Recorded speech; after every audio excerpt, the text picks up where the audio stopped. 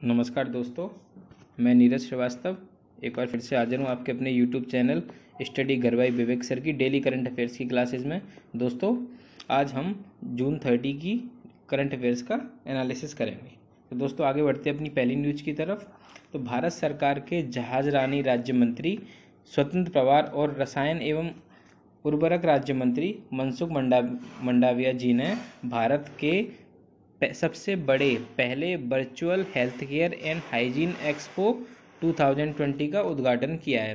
दोस्तों, digital India को आगे बढ़ाने के लिए भारत की ये सबसे बड़ी और सबसे पहले वर्चुअल प्रदर्शनी है, जिसके माध्यम से भारत डिजिटल मार्केट के अंदर बहुत आगे बढ़ रहा है। इस एक्सपो का जो उद्घाटन है वो फिक्की के द्वारा किया जा रहा है। दोस्तों, फिक्की के बारे में अपन फैक्ट चेक करते हुए आगे चलते हैं। तो फिक्की, जिसका हेडक्वार्टर दिल्ली के अंदर है, इसकी जो फाउंडेशन हुई थी वो हुई थी 1927 में। और अपन इसके हेड की बात करते हैं तो उनका नाम है संदीप सोमानी जी। तो दोस्तों, एक न्यूज़ से यहाँ अपन काफ़ी सारी न्यूज़ हैं, इनको कवर अप करते हुए आगे चलेंगे। दोस्तों, अगली न्यूज़ की तरफ अपन आगे बढ़ते हैं। भारत सरकार ने 59 मोबाइल ऐप पर प्रतिबंध लगाया है जो भारत की संप्रभुता और अखंडता, भारत की रक्षा की सुरक्षा एवं सार्वजनिक व्यवस्था के लिए नुकसानदेह हैं। सूचना एवं प्रौद्योगिकी मंत्रालय भारत सरकार ने सूचना प्रौद्योगिकी अधिनियम की धारा 69A के तहत दी गई सूचना प्रौद्योगिकी नियम 2009 के संबंधित प्रावधानों के तहत दी गई शक्तियों का इस्तेमाल करते हुए खतरों को प्रकृति को देखते हुए 59 ऐप्स को ब्लॉक करने का निर्णय किया है। दोस्तों, कुछ चाइनीज ऐप ऐसे थे जिनसे भारत की लोगों की निजी जानकारी, गोपनीय जानकारी थी, उसको आउट होने की संभावना थी। इसे देखते हुए भारत सरकार ने 59 मोबाइल ऐप पर प्रतिबंध लगाया गया है। दोस्तों, तकनीकी प्रगति और डिजिटल दुनिया में एक प्राथमिक बाजार के मामले में भारत पिछले कुछ वर्षों के दौरान भारत एक प्रमुख नवप्रवर्तक के रूप में उभरा है। भारत में जिस तरीके से इन ऐप का सबसे ज़्यादा जो इस्तेमाल हो रहा था वो भारत की रक्षा, सुरक्षा एवं सार्वजनिक व्यवस्था के लिए नुकसानदेह था। इसको देखते हुए भारत सरकार ने 59 मोबाइल ऐप पर प्रतिबंध लगा दिया गया है। आगे बढ़ते हैं दोस्तों अपनी नेक्स्ट न्यूज़ की तरफ। हरियाणा के सोनीपत स्थित ओपी जिंदल ग्लोबल यूनिवर्सिटी के Jindal institute of behaviour sciences ने वैश्विक अकादमिक प्रकाशक स्प्रिंग नेचर ऑफ सिंगापुर के साथ पुस्तकों के सेब प्रकाशन, मोनोग्राफ और पुस्तकों के संपादन के सहयोग के लिए एक समझौते की घोषणा की है। दोस्तों, ये वन लाइनर क्वेश्चन है, इसमें याद रखने के लिए आपको सिर्फ ये याद रखना है कि ओपी जिंदल ग्लोबल यूनिवर्सिटी ने स्प्रिंग नेचर ऑफ सिंगापुर के साथ एक सह प्रकाशन मोनोग्राफ के लिए एक समझौते की घोषणा की है। दोस्तों, अगली न्यूज़ की तरफ आगे चलते हैं। तो भारत में जन्मे प्रसिद्ध पाकिस्तानी सिया विद्वान और लेखक तालिब जौहरी जी का निधन हो गया। वे 81 वर्ष के थे। आगे चलते हैं दोस्तों अपनी नेक्स्ट न्यूज़ की तरफ। आवासन एवं शहरी कार्य सचिव श्री दुर्गा शंकर मिश्रा ने आज PM street vendor Atmanirbhar Nidhi PM Svanidhi portal के बीटा संस्करण की शुरुआत की। इस अवसर पर राज्य, केंद्र शासित प्रदेश, बैंकों के अधिकारीगण मौजूद थे। दोस्तों, पीएम स्वनिधि योजना का जो प्रारंभ हुआ था वो हुआ था 1 जून 2020 को। इस योजना के द्वारा बैंक, एनबीएफसी, जो एमएफआई और विभिन्न ऋणदाताओं के सुझावों को ध्यान में रखते हुए एक विस्तृत योजना चलाई गई थी। दोस्तों, यहाँ पर इस चीज़ को याद रखेंगे कि इस स्वनिधि पोर्टल इसकी जो शुरुआत हुई है वो श्री दुर्गा शंकर मिश्रा जी ने बीटा संस्करण की शुरुआत की है। ये दुर्गा शंकर मिश्रा जी कौन है? ये हैं अपने आवासन एवं शहरी कार्य सचिव। दोस्तों, आगे बढ़ते हैं अगली नेक्स्ट न्यूज़ की तरफ।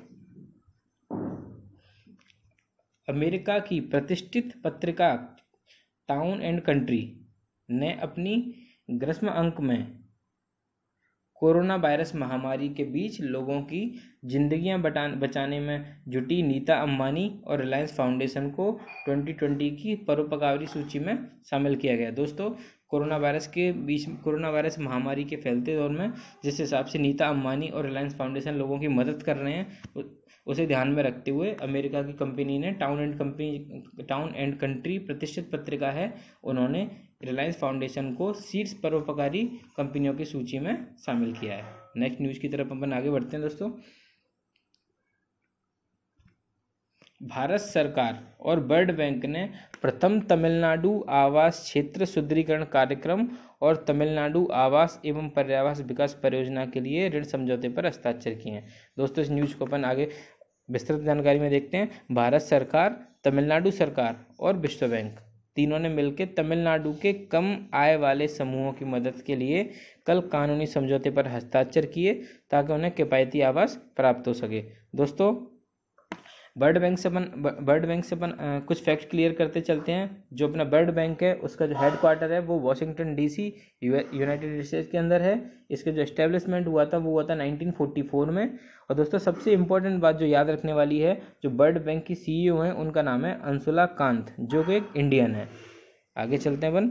राज्य के आवास क्षेत्र से जुड़ी नीति, संस्थान और नियमों को मजबूत करने के उद्देश्य से 2 परियोजनाओं के लिए कानूनी समझौते पर हस्ताक्षर किए हैं। इसमें एक $200 मिलियन का प्रथम तमिलनाडु आवास क्षेत्र सुदृढ़ीकरण कार्यक्रम और $50 बिलियन का तमिलनाडु आवास एवं पर्यावास विकास परियोजना। दोस्तों जो प्रथम तमिलनाडु आवास क्षेत्र सुदृढ़ीकरण कार्यक्रम है उसको की उपलब्धता बढ़ाने के लिए सरकार द्वारा वर्तमान में किए जा रहे प्रयासों में आवश्यक सहयोग देता है। दोस्तों ये इस योजना के माध्यम से भारत सरकार, तमिलनाडु सरकार और विश्व बैंक मिलकर एक कानूनी समझौता कर रहे हैं ताकि जो लोग हैं जिनके पास आवास नहीं है उनको आवास प्राप्त हो सके। आगे चलते हैं दोस्तों अपनी नेक्स्ट न्यूज़ की तरफ। फिच रेटिंग ने भारतीय स्टेट बैंक और ICICI बैंक सहित 9 भारतीय बैंकों के परिदृश्य को संशोधित कर स्थिर से नेगेटिव, जो अभी तक फिक्स था, फिच रेटिंग ने जो एक फिक्स रेट चल रही थी उसको अब नेगेटिव ले लिया है। कोरोना वायरस महामारी के अर्थव्यवस्था पर पड़े प्रभाव को देखते हुए भारत की सॉवरन रेटिंग में किए बदलाव को देखते हुए कदम उठाया गया है। दोस्तों भारत की अभी तक जो बैंकों का जो रेट चल रहा था उस रेट को नेगेटिव कर दिया है फिच ने। अब दोस्तों आगे चलते हैं नेक्स्ट न्यूज़ की तरफ। अमेरिकी वित्त विभाग के आंकड़ों के मुताबिक भारत के पास अप्रैल के अंत में 157.4 अरब अमेरिकी डॉलर की सरकारी प्रतिभूतियां थीं, जिसके साथ प्रतिभूतियों का 12वां सबसे बड़ा धारक देश बन गया है। दोस्तों ये वन लाइनर क्वेश्चन है जो आपको फैक्ट्स के साथ डायरेक्ट याद रखने होंगे। तो दोस्तों ये थे आज के इंपॉर्टेंट करंट अफेयर्स। आशा करता हूँ आपको मेरे द्वारा बताए करंट अफेयर्स समझ आए होंगे। अपने सुझाव एवं प्रतिक्रियाओं हेतु हमें कमेंट और लाइक कर हमें जरूर बताएं। बहुत बहुत धन्यवाद। पर राज्य, केंद्र शासित प्रदेश, बैंकों के अधिकारीगण मौजूद थे। दोस्तों पीएम स्वनिधि योजना का जो प्रारंभ हुआ था वो हुआ था 1 जून 2020 को। इस योजना के द्वारा बैंक, NBFC, जो MFI और विभिन्न ऋणदाताओं के सुझावों को ध्यान में रखते हुए एक विस्तृत योजना चलाई गई थी। दोस्तों यहाँ पर इस चीज़ को याद रखेंगे कि इस स्वनिधि पोर्टल इसकी जो शुरुआत हुई है वो श्री दुर्गा शंकर मिश्रा जी ने बीटा संस्करण की शुरुआत की है। ये दुर्गा शंकर मिश्रा जी कौन है? ये हैं अपने आवासन एवं शहरी कार्य सचिव। दोस्तों आगे बढ़ते हैं अगली नेक्स्ट न्यूज़ की तरफ। अमेरिका की प्रतिष्ठित पत्रिका टाउन एंड कंट्री ने अपनी ग्रीष्म अंक में कोरोना वायरस महामारी के बीच लोगों की जिंदगियां बचाने में जुटी नीता अंबानी और रिलायंस फाउंडेशन को 2020 की परोपकारी सूची में शामिल किया गया। दोस्तों कोरोना वायरस महामारी के फैलते दौर में जिस हिसाब से नीता अंबानी और रिलायंस फाउंडेशन लोगों की मदद कर रहे हैं उसे ध्यान में रखते हुए अमेरिका की कंपनी ने टाउन एंड कंट्री प्रतिष्ठित पत्रिका है, उन्होंने रिलायंस फाउंडेशन को शीर्ष परोपकारी कंपनियों की सूची में शामिल किया है। नेक्स्ट न्यूज़ की तरफ अपन आगे बढ़ते हैं। दोस्तों भारत सरकार और वर्ल्ड बैंक ने प्रथम तमिलनाडु आवास क्षेत्र सुदृढ़ीकरण कार्यक्रम और तमिलनाडु आवास एवं पर्यावास विकास परियोजना के लिए ऋण समझौते पर हस्ताक्षर किए हैं। दोस्तों इस न्यूज़ को अपन आगे विस्तृत जानकारी में देखते हैं। भारत सरकार, तमिलनाडु सरकार और विश्व बैंक तीनों ने मिलकर तमिलनाडु के कम आय वाले समूहों की मदद के लिए कल कानूनी समझौते पर हस्ताक्षर किए ताकि उन्हें किफ़ायती आवास प्राप्त हो सके। दोस्तों वर्ल्ड बैंक से अपन कुछ फैक्ट क्लियर करते चलते हैं। जो अपना वर्ल्ड बैंक है उसका जो हेड क्वार्टर है वो वॉशिंगटन डीसी यूनाइटेड स्टेट्स के अंदर है। इसका जो एस्टेब्लिशमेंट हुआ था वो हुआ था 1944 में। और दोस्तों सबसे इम्पोर्टेंट बात जो याद रखने वाली है, जो वर्ल्ड बैंक की सीईओ हैं उनका नाम है अंशुला कांत, जो कि एक इंडियन है। आगे चलते हैं अपन। राज्य के आवास क्षेत्र से जुड़ी नीति, संस्थान और नियमों को मजबूत करने के उद्देश्य से 2 परियोजनाओं के लिए कानूनी समझौते पर हस्ताक्षर किए हैं। इसमें एक $200 मिलियन का प्रथम तमिलनाडु आवास क्षेत्र शुद्धिकरण कार्यक्रम और $50 बिलियन का तमिलनाडु आवास एवं पर्यावास विकास परियोजना।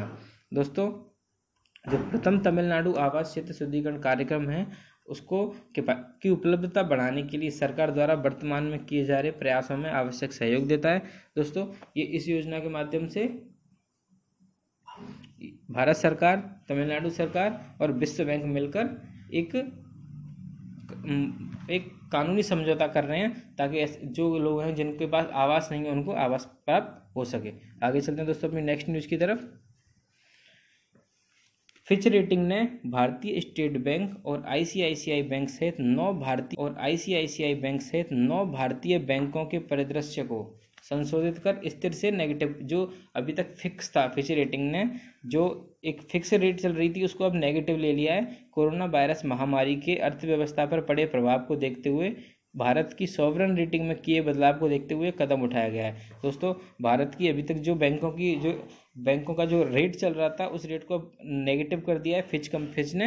अब दोस्तों आगे चलते हैं नेक्स्ट न्यूज़ की तरफ। अमेरिकी वित्त विभाग के आंकड़ों के मुताबिक भारत के पास अप्रैल के अंत में 157.4 अरब अमेरिकी डॉलर की सरकारी प्रतिभूतियां थीं, जिसके साथ प्रतिभूतियों का 12वां सबसे बड़ा धारक देश बन गया है। दोस्तों ये ऑनलाइन क्वेश्चन है जो आपको फैक्ट्स के साथ डायरेक्ट याद रखने होंगे।